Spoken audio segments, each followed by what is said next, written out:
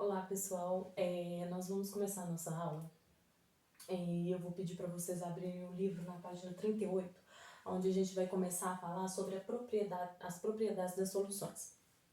O que vai acontecer? As propriedades, para a gente poder entender as propriedades, a gente vai ter que conhecer duas propriedades de um líquido puro. Quais são essas propriedades? Pressão de vapor e temperatura de ebulição. A gente entendendo isso, a gente consegue entender as propriedades coligativas ou efeitos coligativos. Então, a primeira coisa que a gente vai olhar é a pressão de vapor. O que é pressão de vapor? Pela definição, pressão de vapor é a pressão máxima exercida em um líquido. Como é que funciona isso? Então, olha só. Quando você coloca uma panela, vamos supor que eu coloquei aqui a água para ferver. Quando essa água começar a ferver, o líquido vai entrar em ebulição, ou seja, vai passar para a fase de vapor, vai vaporizar. E em um determinado tempo, eu deixando ela lá fervendo, em um determinado tempo, o que vai acontecer? Essa água que estava vaporizando, ela começa a condensar, ou seja, o vapor começa a se tornar líquido novamente. E aí, passado um determinado tempo, vai acontecer o equilíbrio entre a fase de vapor e a fase líquida. E é aí que entra a pressão de vapor. Por quê? Como o líquido entrou em equilíbrio com o vapor ele vai exercer uma pressão sobre esse líquido. Essa pressão ela é conhecida como pressão de vapor. Então, se a gente conseguisse medir, colocasse aqui um aparelho para medir a pressão, a gente ia ver que ela atingia um pico nessa pressão. Então, por isso que é chamado de pressão máxima de vapor. A gente vai chamar só de pressão de vapor, porque fica mais fácil. Então, novamente, na definição, o que é pressão de vapor? É a maior pressão exercida pelos vapores desse líquido em equilíbrio com a fase líquida. Como assim? O meu líquido ferveu, correto? E em um determinado tempo ele vai começar a condensar.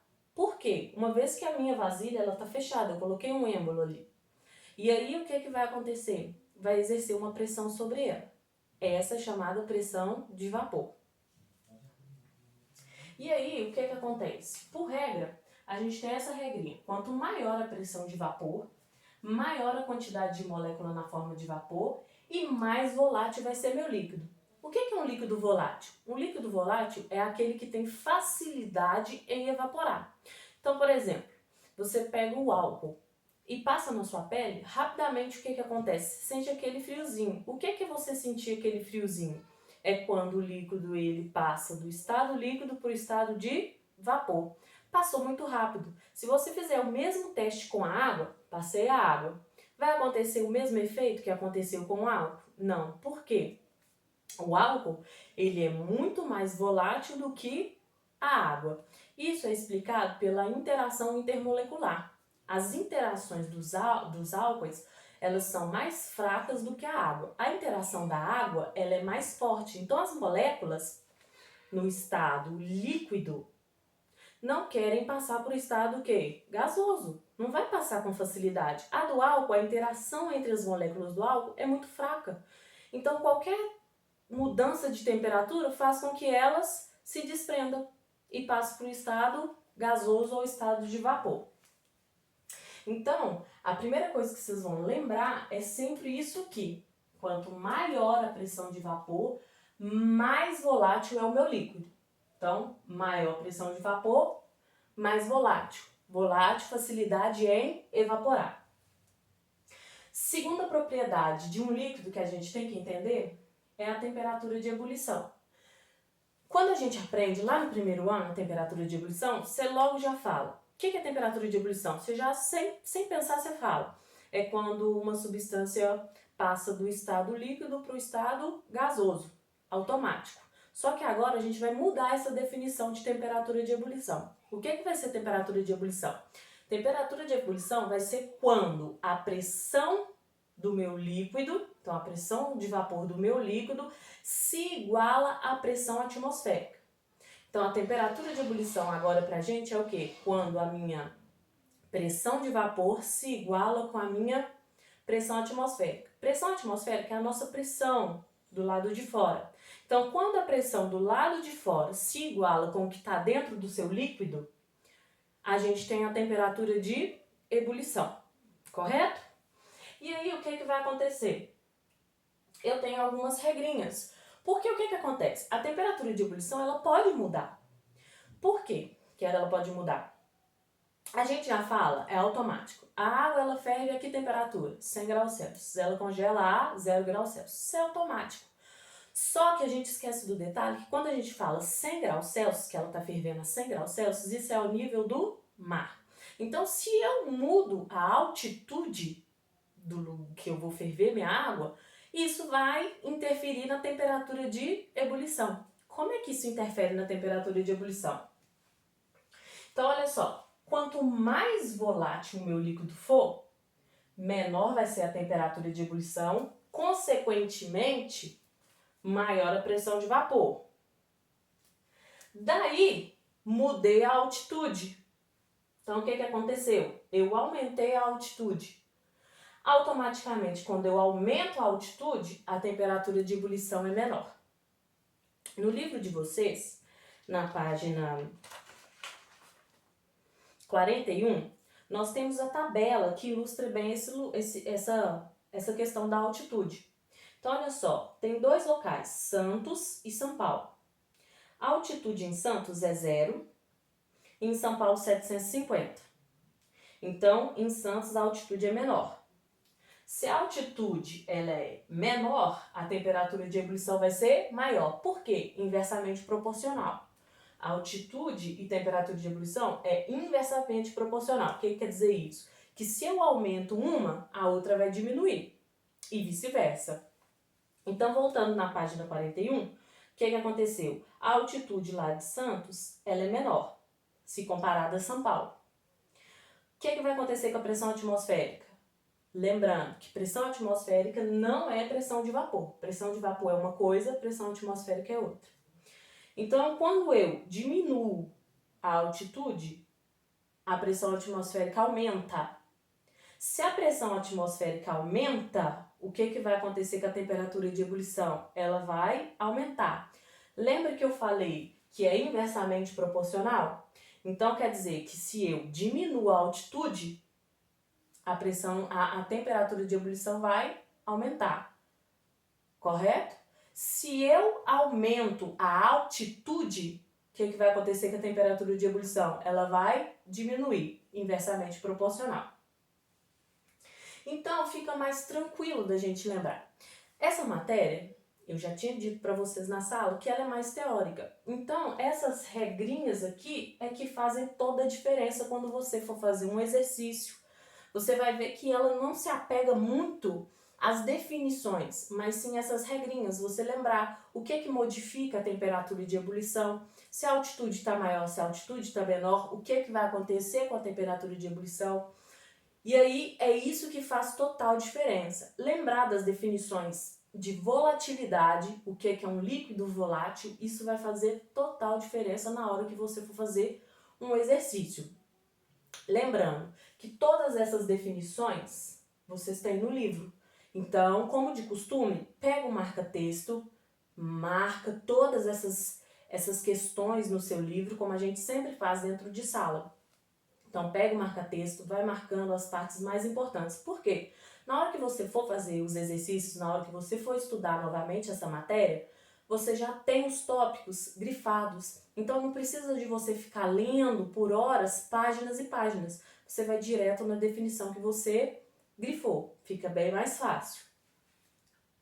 E aí, o que vai acontecer? O livro de vocês traz vários exemplos. Na página 40, a gente vai retornar na página 40, e vocês vão se deparar muito com esse gráfico aqui.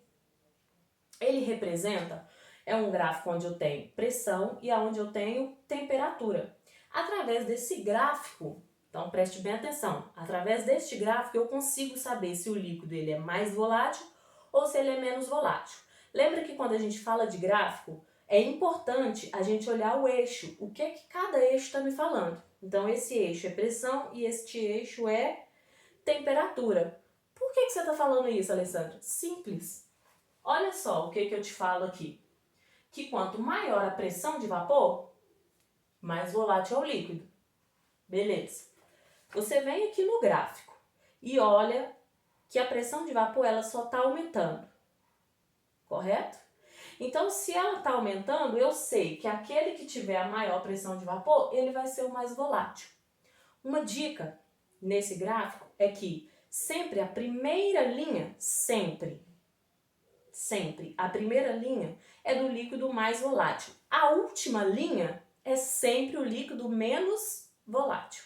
Isso é uma dica que vai te ajudar. Mas você, às vezes, vai ter que justificar por que ele é mais volátil, por que ele é menos volátil. Simples, você já sabe que se ele for mais volátil, é porque ele tem maior pressão de vapor. Se ele é menos volátil, é porque a pressão de vapor dele é menor. Então, fica tranquilo. Através do gráfico, você também vai ver isso pelos valores de pressão que está no seu gráfico. Pois bem, nós entramos também, quando a gente estuda essa questão de pressão de vapor, temperatura de ebulição, o que vai acontecer? A gente entra num caso muito específico, que é a panela de pressão. Panela de pressão? Como assim? A panela de pressão, a pergunta que eu faço para vocês é, por que o líquido ele ferve, por que o alimento ele cozinha mais rápido na panela de pressão? Por que se eu colocar a batata para cozinhar numa panela aberta e colocar numa panela de pressão, na panela de pressão vai cozinhar muito mais rápido? Para você responder essa pergunta, você vai lembrar da definição que eu acabei de falar. Temperatura de ebulição de um líquido. Um líquido entra em ebulição no momento em que sua pressão de vapor se iguala à pressão atmosférica. Então, numa panela aberta, a água ela só vai entrar em ebulição quando as pressões estiverem o quê? Iguais. Na panela de pressão, não tem essa igualdade, porque lá dentro a pressão já é o quê? Maior. Se a pressão lá dentro é maior, consequentemente a temperatura vai ser o quê? Maior. Se a temperatura é maior, o alimento vai cozinhar mais rápido. Ok? Então, a gente fecha essa questão de pressão de vapor, temperatura de ebulição. Como a gente está mexendo com essas propriedades do líquido, a gente entra no diagrama de fase.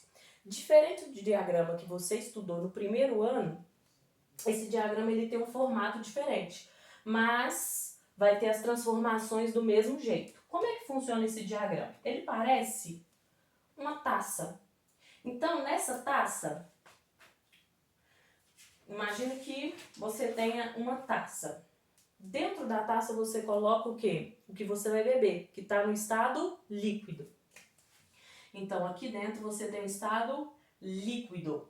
Do lado de fora você tem o estado sólido. E desse lado você tem o estado gasoso. Então, o diagrama de fase ele vai representar os três estados físicos da matéria: sólido, líquido e gasoso. Alessandro, o diagrama ele sempre vai ser assim? Sempre vai ser assim. O formato dele é que pode diferenciar um pouco. Quando eu digo formato, eu quero mais dizer o tamanho dele vai ficar um pouco mais diferente. Beleza. Então, eu tenho os três estados representados no diagrama. E aí, o que eu tenho que pensar? Que aqui eu tenho sólido passando para líquido e líquido passando para sólido. Aqui, líquido passando para o gasoso, gasoso passando para o líquido. E eu ainda posso ter sólido passando para o gasoso e gasoso passando para o sólido. Nesse diagrama, quando eu pego um ponto em cima da linha, peguei esse ponto aqui, ó. Que estado que está aqui nesse ponto? Eu tenho o estado líquido e o estado gasoso. Se eu pego esse ponto, eu tenho o estado sólido e líquido. E se eu pego esse ponto, eu tenho dois estados ao mesmo tempo, sólido e gasoso. Cada transformação, aí vocês vão lembrar lá no primeiro ano, cada transformação recebe um nome. Então, se eu estou passando o meu estado, se eu estou passando a minha matéria do estado sólido para o líquido, ele está sofrendo uma fusão. Se ele passa do líquido para o sólido, solidificação. Líquido para gás, vaporização. Gasoso para o líquido, condensação ou liquefação. Sólido para gasoso, gasoso para sólido, sublimação. Ok? Então, no diagrama, eu vou representar as mudanças de estado e vou representar também o estado de cada matéria. Nesse diagrama, existe um ponto que interliga os três estados. Olha ele aqui, ó. Essa interseção aqui. Ela está ligando o estado sólido, gasoso e líquido ao mesmo tempo. Esse ponto, ele é chamado de ponto triplo. O que é ponto triplo? Ponto triplo é o ponto em que a minha substância está no estado sólido, líquido e gasoso ao mesmo tempo. Então, ponto triplo. O que é ponto triplo?